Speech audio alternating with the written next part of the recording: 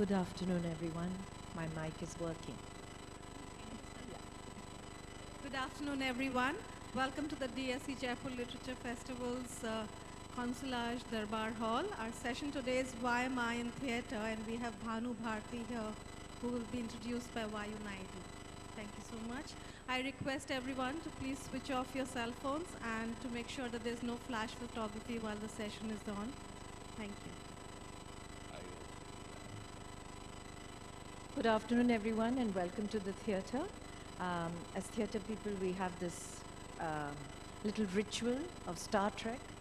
Bhanuji and I holding up our mobiles, making sure it's on silent. He's got very good eyesight and can see whether it's switched off. I don't have very good eyesight. And now with my extra powerful vision, I will put it on silent. And the theatre of this afternoon begins. Welcome everyone, and a great warm welcome in this cool Jaipur winter at the Jaipur Literature Festival to Bhanu Bharti. I've quite often had to do biographies or just research on theatre people, but it's been an immense pleasure and an honor to introduce Bhanu Bharti, who lives, smells, smokes, drinks, eats, and lives and breathes theatre. That's my biggest credit I could give to any theatre person, because he started out into theatre nearly 40 years ago and has kept with it. He's not been somebody who has just done it as what we call a Sunday theatre person. He has gone through all the rigors, the blood, sweat and guts of theatre over the last 40 years, and worked with multiple kinds of theatre, which you will discover in what he's going to be talking to us about.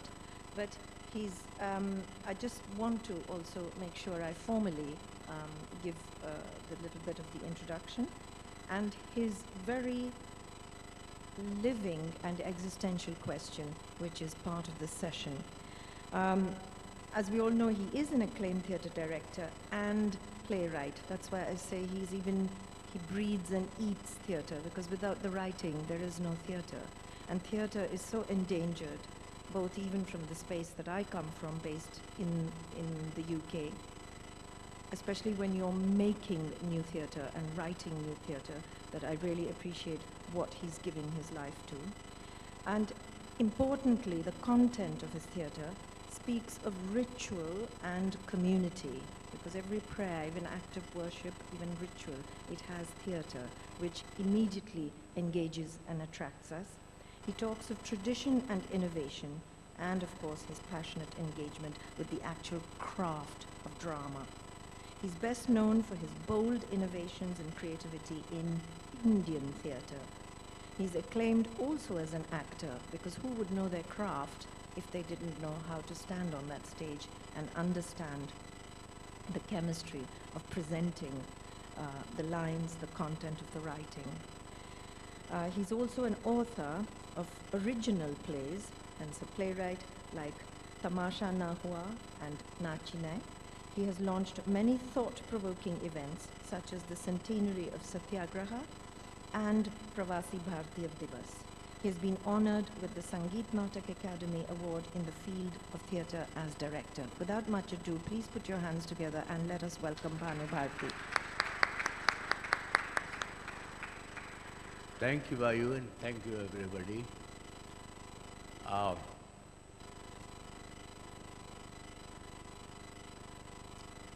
In the very beginning, I want to clarify that I'm a very bad actor. I have acted in very few plays. Yes, I've directed plays and I've written some plays. So, acting, I've been teaching acting, I've been training actors, but acting is very difficult art, and I find it much beyond me. So, but uh,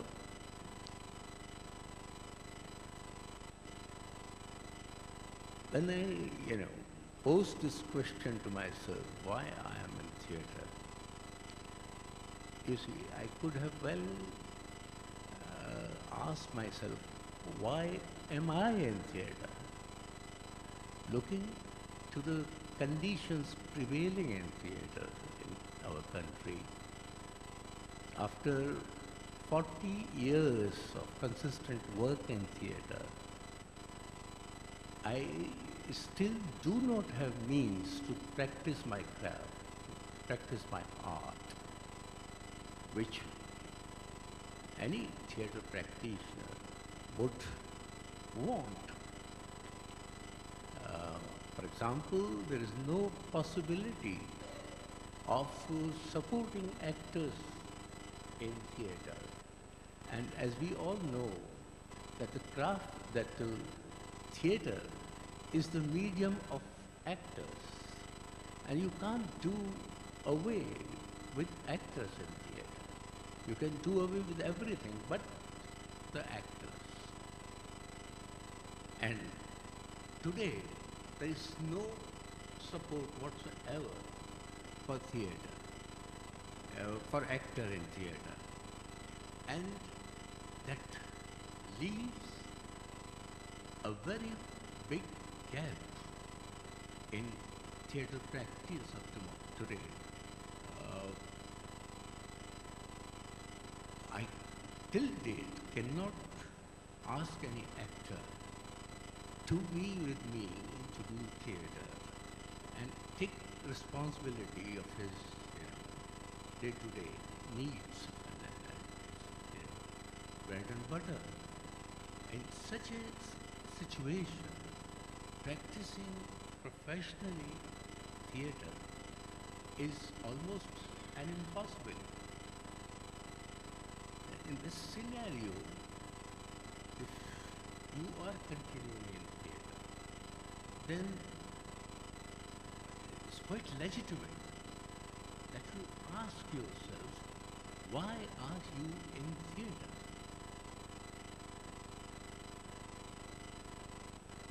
Well, I posed this question to my daughter, and she said, you are the chosen one.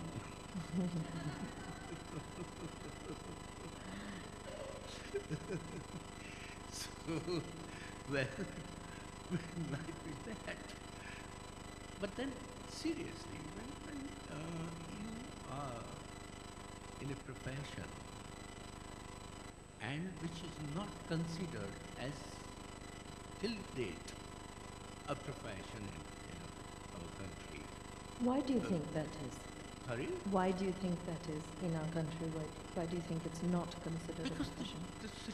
the situation do not allow. We, in such a vast country, we have just one theatre institution, National School of Drama. We have just one theatre repertory company attached to National School of Drama. Everything regarding theatre is put into just one basket in our institution. And that's enough. Hardly we can, we look at the situation, hardly we can support 20 or 25 actors professionally in this huge country. So, this is the situation we should be aware of. Could Just I- one yeah, minute mhm. time. Let me, in such a situation, if I have chosen to stay on in theatre, then there must be something which compels me to continue, to go on, and create situations in almost an impossible scenario to go on with the practice. And what is that? is when I was growing up, I knew what I do not want to do. I knew I can't be doing a regular 10 to 5 job. I knew that the usual kind of professions which are available to my generation at that time are not meant for me. And I was sort of in a limbo, not knowing, what, where to go, where to find the ground underneath. And then I landed in theatre. That was a turning point in my life. Because what is theatre? What does it do? So, in the very first place, theatre, as we all know, is a play.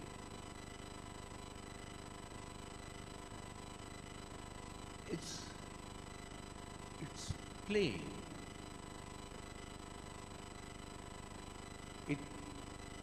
We all keep almost like a cliche saying that this world is a stage and every one of us is an actor. It's easier said than realizing what it actually pertains to, what exactly it means. And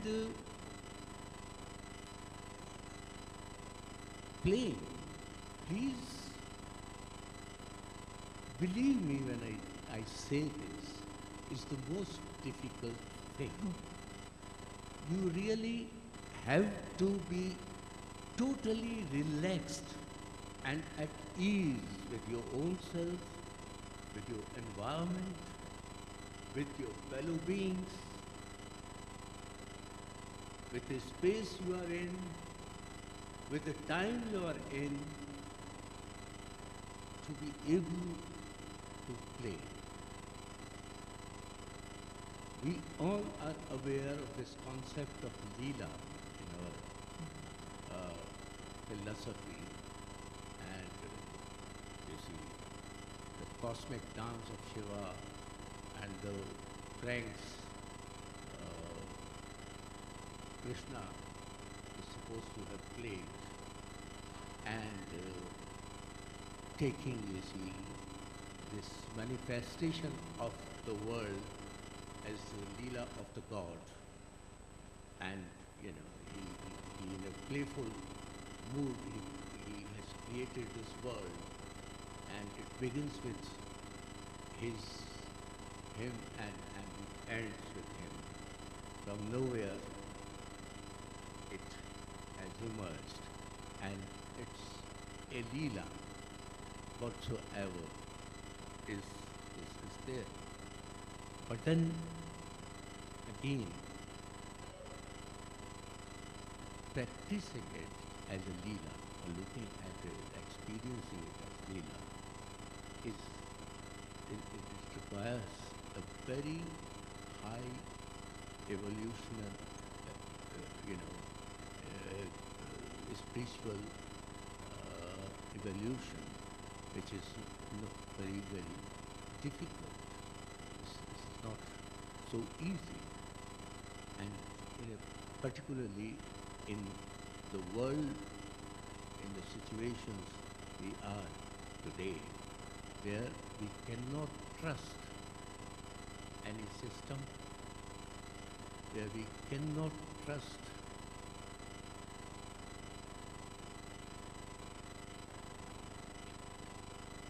any institution around, and we cannot trust our neighbor, and we cannot trust our own family. This total disconnect, and where we are rendered absolutely lonely. And theatre is not an individual art as we all know. It's a social, it's a community expression. It cannot be practiced lonely in the room of your home, sitting on a table. You need to have an active and willing participation of very many to practice theatre. And that only can happen if you have an absolute belief in what you are doing. When you are playing, you are in a situation where you are willingly, you know, and you an intentional suspension of belief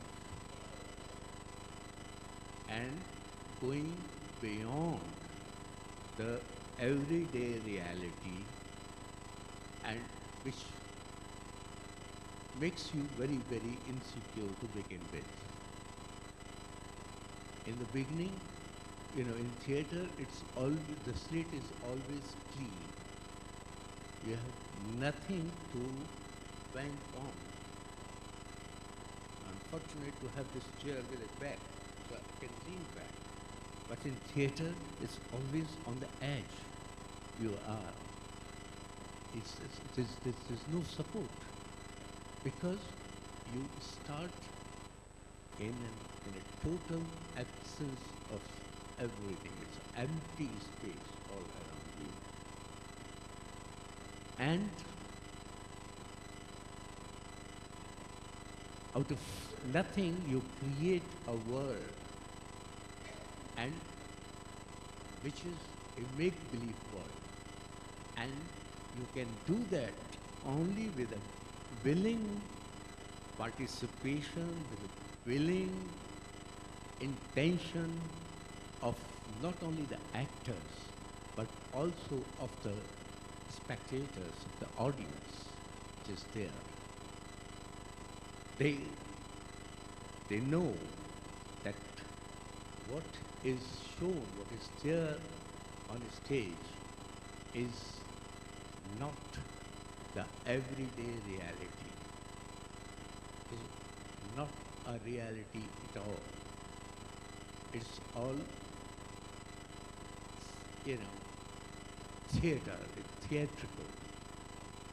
And in theatre, we use the artifacts without, absolutely shamelessly. We do not hide anything from our spectators, from our audiences. It's right there. You know, we are theatrical, we are playing, we are performing, it's a performance. It's not reality. Whenever reality is attempted in theatre, it has fallen flat on its face. The real experience of theatre comes from that willing suspension of disbelief. When we have this open-hearted belief in the actor who's in front of us, in his, you know, in his performance. He may be wearing a mask, he may be wearing a mask makeup, he may be wearing, you know, the costume, appearing larger than life, or he may be scantily clothed. clothed and not, and yet something happens right before our eyes. I'll give you an example. I've been working with the tribal performers in Udaipur region of Rajasthan, and we do a play, we call it Amar Beach, in which there is a huge piece of cloth which almost covers the entire stage performing area, and it is dyed red, and it has a slit in the middle. There is a situation where,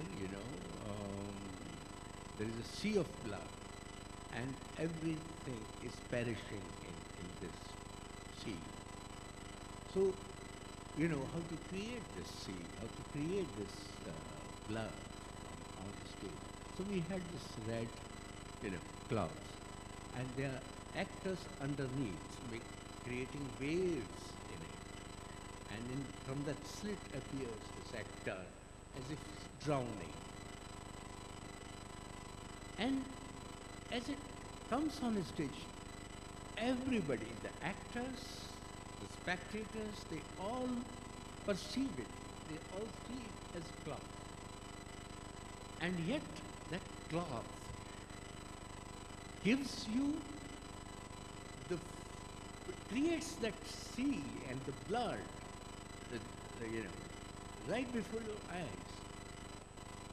And they, we all end up believing in that. And it becomes a very real than the real, experience. How that happens? What is that magic? Which is the actual theater.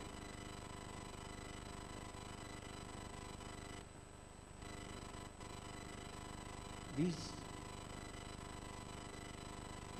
tribal performers of mine, they have till date never called it a piece of cloth.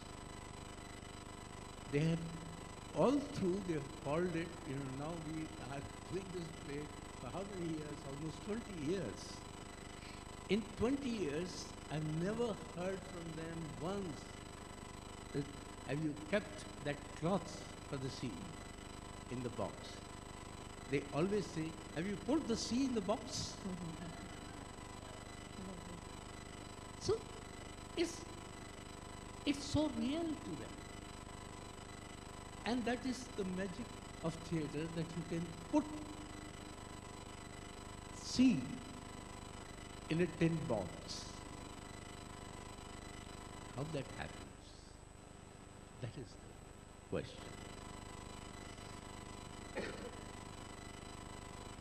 Right from Bharat Muni and Ziami to Aristotle and all the theoreticians of modern theoreticians of theatre, Stanislavski to Grotowski and Artaud, they've all dabbled with this question, and they've come up with their own explanations, with their own mistake. But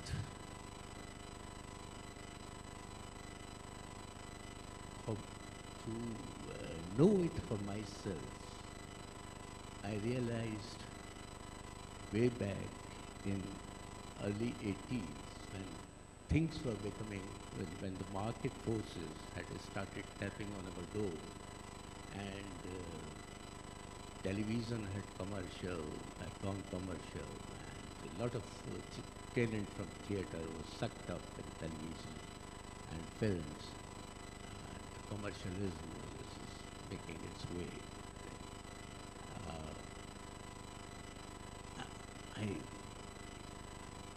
I asked myself, why am I continuing in theatre? Has theatre left with any relevance to our times? is it, is it's because of that I'm practicing it, so I think that, what else can I do but to be in theatre? It's just a compulsion to be in theatre, or theatre has really any relevance left of it? Oh. And that question took me to this ritual which I had witnessed sometime in early 70s in Udaipur, Gavari, performed by the Bheels in the month of August, soon after the rains are over. And I wanted to know, because we all know that the roots of theatre are in ritual.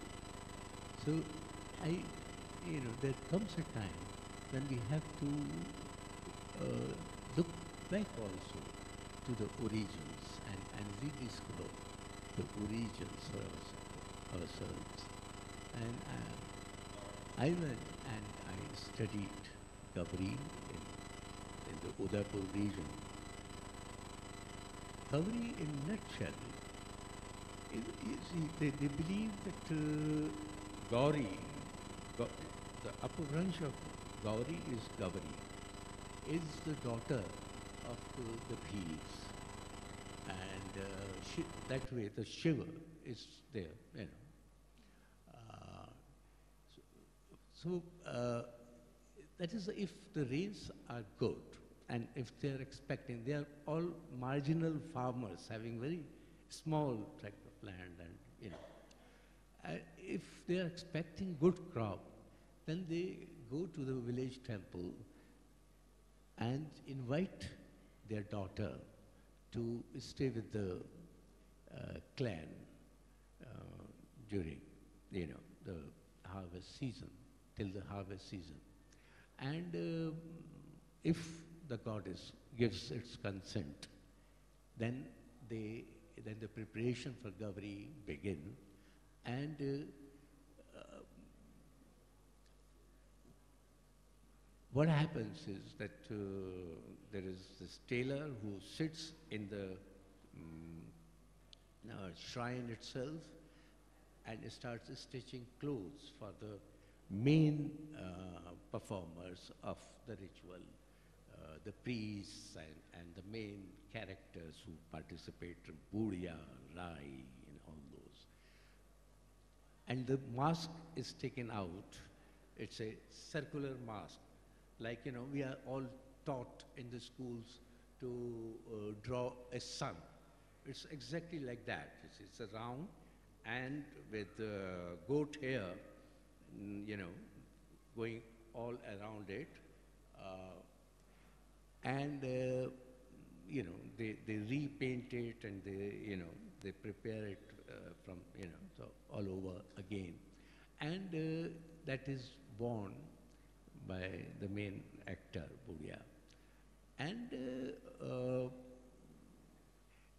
this ritual begins. During this time, they abstain from sex, from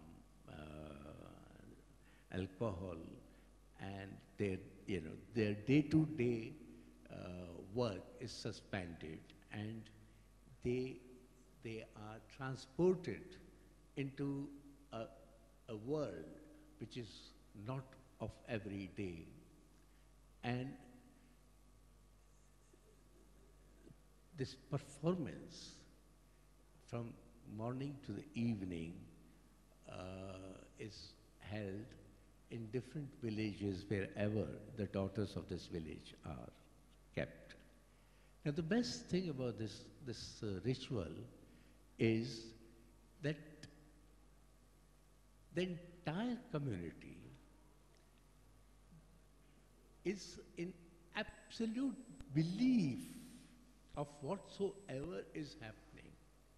The goddess, when writes of course the goddess is a male who has put on the makeup and has dressed up like a woman, and has made the face red with with a sword in one hand and a katora in the other hand. It's riding that lion, and lion again is a man painted all over. And there is no attempt at any realistic making up of the lion. It's very stylized. It's very, and when this goddess appears, there is an awe in the people, and they come with their small children for blessings and to be blessed by the goddess, and the entire community is in a trance-like situation. The entire environment is electrified, and you as an observer have to really be conscious not to get swept out into it, and you literally have to hold yourself away, not to be swept into it, and to observe it. So that kind of situation, how that happens, and if you look at their dancing, you see they dance in a circle and embracing each other. There is a girl and a boy, and then a boy and a girl, and they're all together holding each other close and in unison dancing. That kind of close-knit community. The tragedy of our times is that we are hardly a community. We all are individuals, lonely in our cocoons and devoid of any fellow feeling. We are so cut off from our environment, from our fellow beings, from the nature, and in the absence of all that, how can you practice an art which is essentially communal in its nature, which is essentially community-based?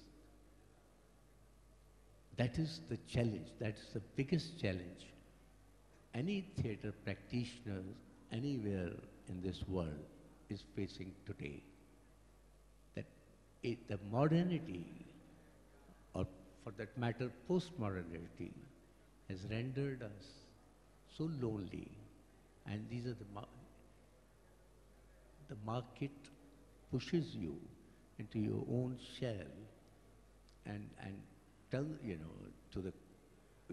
turns you into couch potato, where you lose all your initiatives, when you lose your body wisdom, where you lose your intuitive guidance, where you lose all creative drive.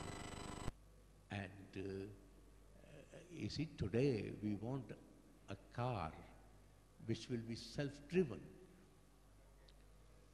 which will only need, a direction from you to drive you down somewhere.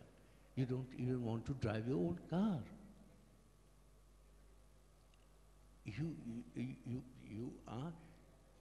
You have surrendered yourselves to the machine and mechanical totally. And you have become so dependent on that you have lost all connection with humanity, with humanness. It's a very, very, very alarming situation, alarming times we are in today.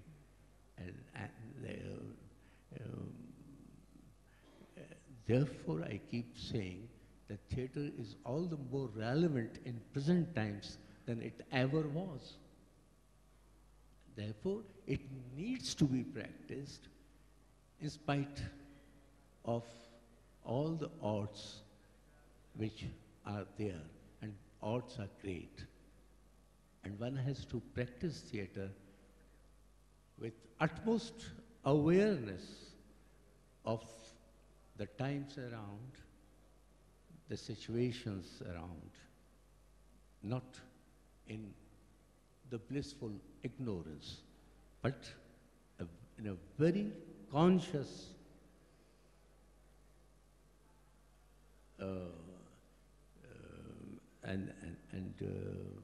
you know, with almost in a defined manner, to assert the humanity and humanness of our species, and we have to we have to jealously guard our connection to nature and assert our humanity. Thank you very much. I hope I've not made you, I've not bored you much. Far from it. Far from it. But thank you for that. That was such a deeply thought through and very insightful expression starting from yourself. And I think the question you asked yourself, not why am I in theatre, which you pointed out, but why I am in theatre, in spite of the rigors, in spite of the struggles, what keeps you going? And it's that faith, discipline, and trust that you speak through all the instances you mentioned. I love that image of how your actors will not call that a cloth, but it is the sea of blood in the box. But that happens only with the tribal performers, not with my urban actors. My urban actors, you see, if I tell my tribal performers, all right, become a tree, and instantly they will turn into a tree. You know, they will do something, and they will convince me that they are tree. They're not. But if I tell the same to my urban actor, tree, me, how?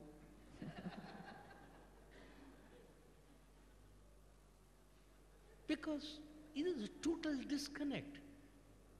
It's, you know, if you must have heard that tale of 5 blind men trying to describe the elephant.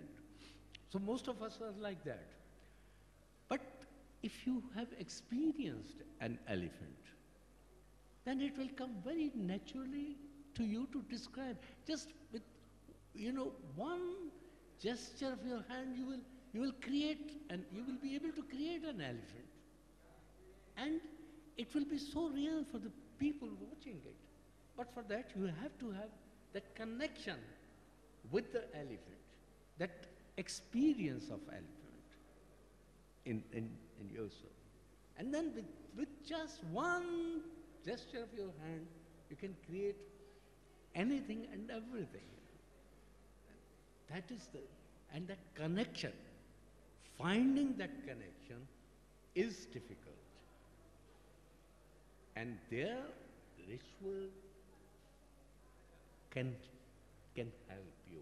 But ritual, when I say ritual, you see, I don't mean that, you know, that believing in a particular, you know, religious sect or this thing, or we all can create our own rituals, and we do. And in order to exist in any kind of situation, the way we need language, similarly we need ritual. You know, the way we address each other, the way we greet each other, all that is without the ritual. And what I'm hearing from you, absolutely, is this something that we can introduce, you know, we do it through our families, children watch that. And this sense of connection you're talking about, which is so important in the actor. Is this something we can introduce right from school? Do you think theatre should be important That is the in time. school? You see, we all have it natural in us. But as we grow, we lose that connection. And why? And how we do that? See, the kind of education which we give to them, we want everything so structured and regimented for our children. This is right, this is wrong, this is, this is not. You see, a child, when he is relaxed, when he's playing, he or she, you see, they turn anything into everything, and they're so. But this creativity, you see, I've been working, I'm fortunate to work with the folk and tribal performers from all over India. And believe me, I'm amazed at their creativity. With no much resources, they come up with such great creations. Wonderful music, wonderful,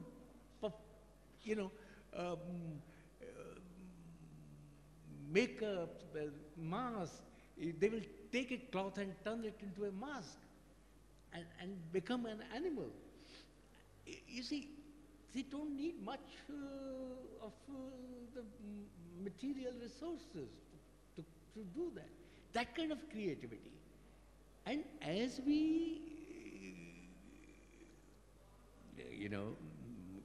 grow, civilized, educated, sophisticated, we are rendered poor and poorer. We lose that ability to create. We lose that ability to play. We lose that ability to connect, to empathize with the other and with our own environment. And that is the biggest toll, this is the biggest tragedy of our civilization. This is the civilizational crisis I'm talking about. It's not the crisis of theatre only. It's a crisis of civilization, human civilization. And we should sit up and take note of it. Because I think we really lose that ability to believe, and it's not necessarily a religious belief, because like what you say, your that big difference you have experienced in creating theatre in the folk, not folk tradition, but really with tribals, and the difference where you have to get actors or urban actors. I think there's too much of thinking and analysis that goes on. There's the difficulty to be or become. It's the kind of self-consciousness which is set in the name of education, in the name of, doubting things and raising. You see, if you have this innate faith and this human quality to be able to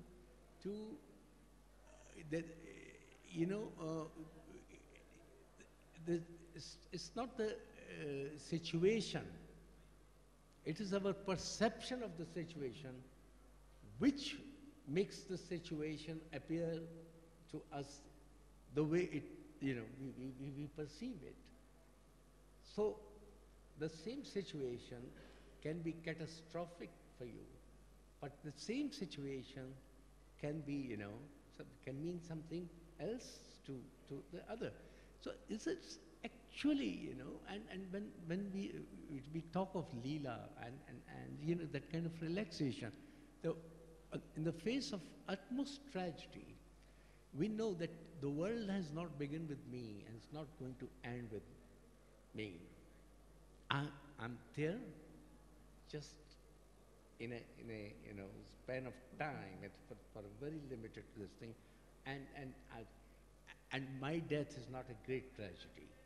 And the moment I accept my death, I accept my non-permanence, then it's easier to live and to relax and to be able to connect and play. So, and therefore, Bharat has called an actor a yogi. So it is, so it's very easy to say all this in words, but practicing it takes a lot of guts, a lot of real education, a lot of real contemplation, and constant practice, that is required. Would you agree that in one sense, I'm sort of placing this because also we're in a literature festival and theatre is not divorced from literature, because the discipline is about the connection, the contemplation, the being. And it's also about what is happening in the world. One of my very humble ways of understanding and being in theatre is that it is to do about your daily reality, but how you heighten the meaning of daily reality, theatre. And I'm wondering what is the way forward, because I think we both are expressing there is this crisis in theatre, not just as a profession, but even for oneself, isn't it? Even for people to go and see theatre. The desire is not there, or it has to imitate the glamour that surrounds film. I don't know if that's something that we have in India, but that there is always that kind of hesitation about theatre now. And I think your talk particularly has moved forward as to what the real thing is about theatre. It's not exactly what's on the lit stage. It's about what's happening within the actor, with the director, with what's happening. I also, I'm trying to, in a very roundabout way, saying is that theatre, like you mentioned, I think that difference between writing and theatre is that it's not a solitary business. One thing is you have to really deal with what's inside you as an actor or when you're directing a performer. But it's also very collaborative. So I was wondering if you could share some thoughts on two different kinds of collaboration. One is when you're creating ensemble work with your actors, and the other is when you, as a writer, are directing your actors, when there's actually text. What is that different process? You see, when you're writing, it's quite a solitary act. So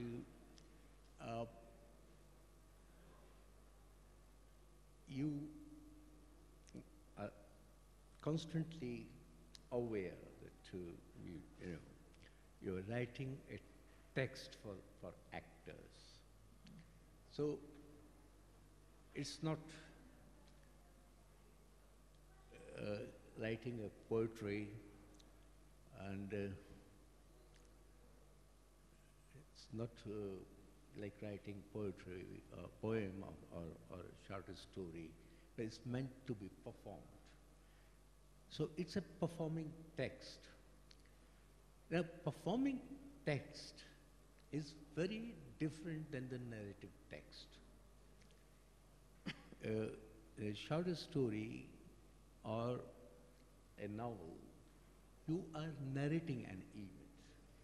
Here, you are creating an event with the help of the actors. And text is only one aspect of it. It's not, in novel, the language, the text is all about it.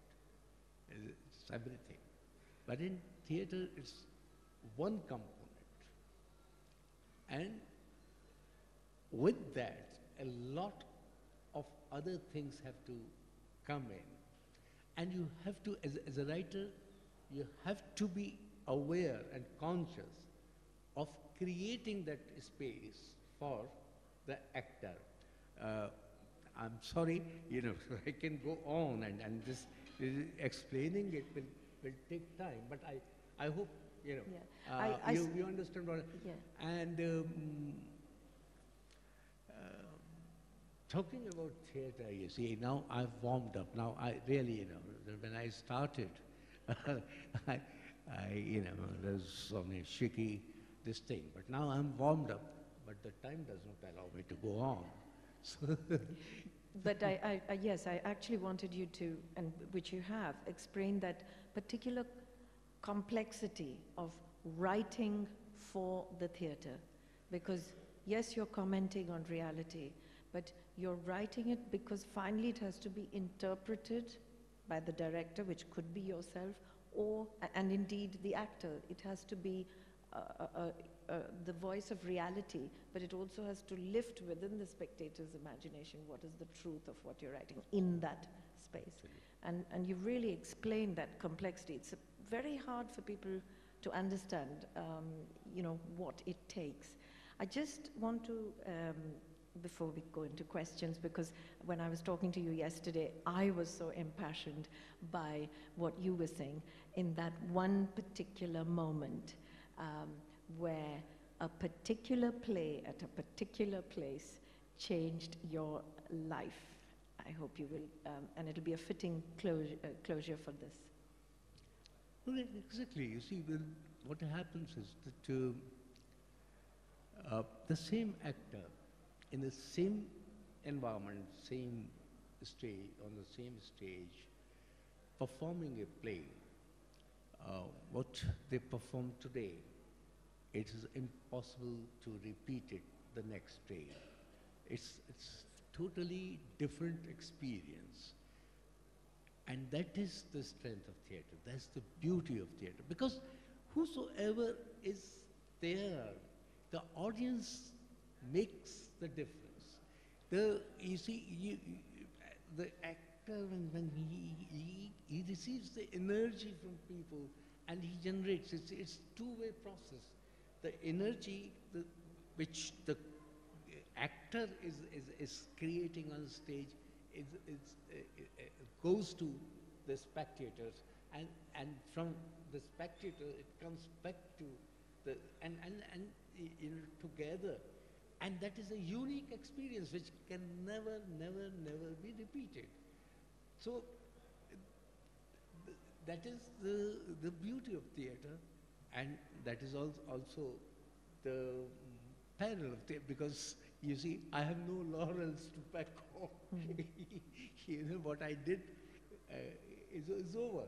I recently did Tughlaq, and before that I did Andayuk. They were talked about in they were all over. So they respond such tremendous response from people. But now, so what? That's now it's over. So whosoever has seen it, it's with him or her. It's not in the records. The records are totally clean, and there's nothing. So Das Kabir Jatan Kar Odi Chonki Tyon Dardini Chadariya. I don't claim that, but then that's all theatre is about. आप बड़े जतन से एक चदरिया बीनते हैं, झीनी उसे बड़ा उसके साथ, और आप बड़े उसके साथ ओढ़ते हैं, लेकिन वो फिर जो कि त्यों धर दी जाती है, and there is nothing left of it the next day or the next moment. And that is actually the secret of immortality. That's why we say somebody like Bhanuji is particularly courageous, because it is the essence of Leela. It's theatre by its nature is ephemeral, and yet by its nature it is infinitely permanent. And that is what you have really given us a bubble of today. A bubble that doesn't burst, a bubble that will remain with everybody who's walking out. So I really want to thank you. So before we go into a few questions. Thank you, Vayu. Excellence, it's a pleasure talking to you. And it's a great honor each one of you have bestowed on me. That is the laurel, you know, if there is any, I have. Your presence here is so much encouraging and meaningful to me. I will always cherish it. Thank you very much. Thank you. There's time for questions. Am I correct? Yes. Yeah, we have 1 or 2 minutes, so please, Bhanuji. We have. Yes. There's a lady here. I'm Jayashree from Coimbatore. I teach theatre in schools from 1st standard to 5th standard. Congratulations. Thank you. Thank you. I would like to know where I get your books. I have published some plays. Chandrama Singh of Chamku, Katha Kahi Ek Jale Ped Ne, Nachni. I wonder if they are available anywhere here. And then I've written some certain plays which are yet unpublished. One, Tamasha Na Hua, got published in one of the magazines. So that's all about. Nachni, I'm sure, is available. There are 3 plays in this. It's a pocketbook thing, which is not very expensive also.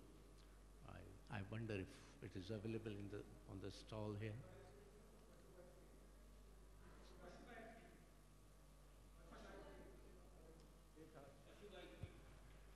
Pashu Gayatri is not my play.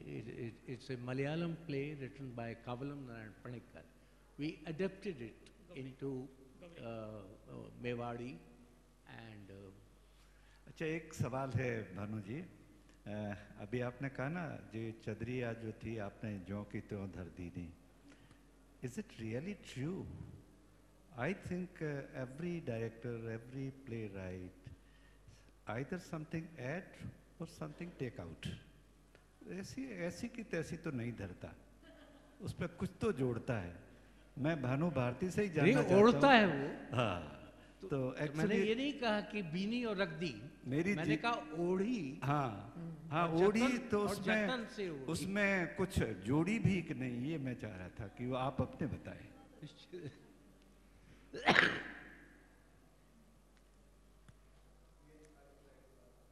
VK, you are not allowed to ask any question. You have all the answers.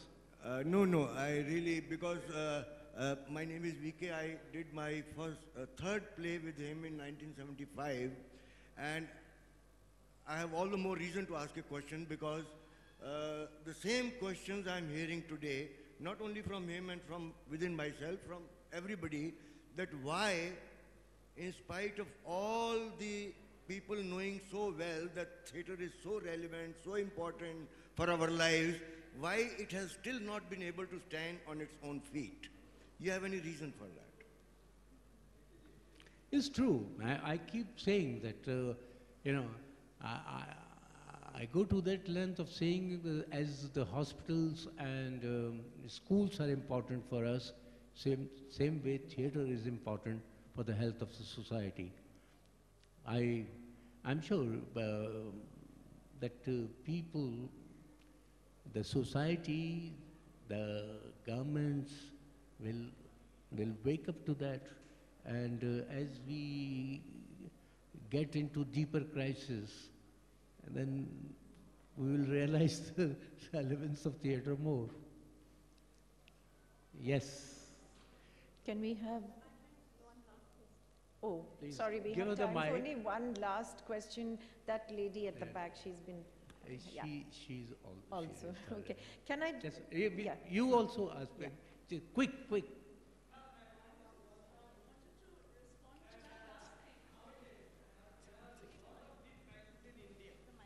And earlier, in our Bengal also we have seen, I am from Bengal, from the media, the theaters, particularly drama and the folk drama, they did a lot of things for the independence struggles of India.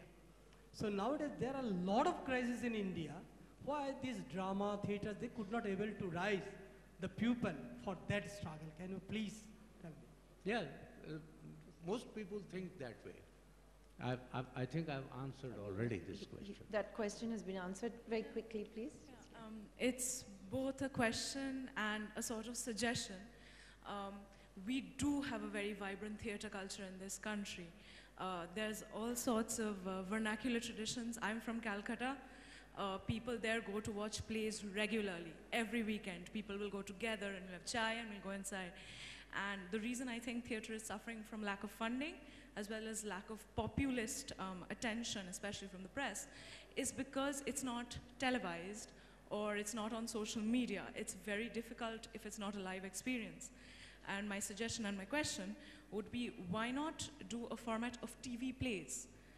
For several years now, the BBC in UK has done excellent TV drama, and it's kept certain traditions alive, and it helped the Globe get funding for newer independent theatre. Perhaps we could try something like that. No, my dear, I'm not against TV plays. And I've done certain things for television also. But as I was explaining, the kind of experience which we have in theatre is an impossibility on television or in film.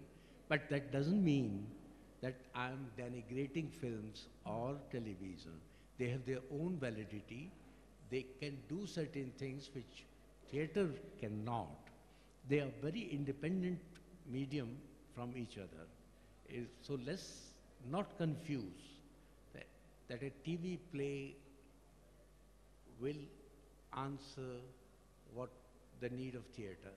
So there are two different views. The moment something is adapted or done on television, it acquires a very different meaning, a very different experience, a very different than it is in theatre. We can continue. I would love to interact with you outside. Yeah. Let's make the place for the... Yeah, on that note, once again, thank you. And although we've been told by our volunteers to jago, jago, it's not just to get up and walk out of the door, arise, awake, and make theatre happen. Thank you. Thank you so much for this wonderful session. Thank you, Bhanu. Thank you, Vayu. Thank you so much. Nobody heard you.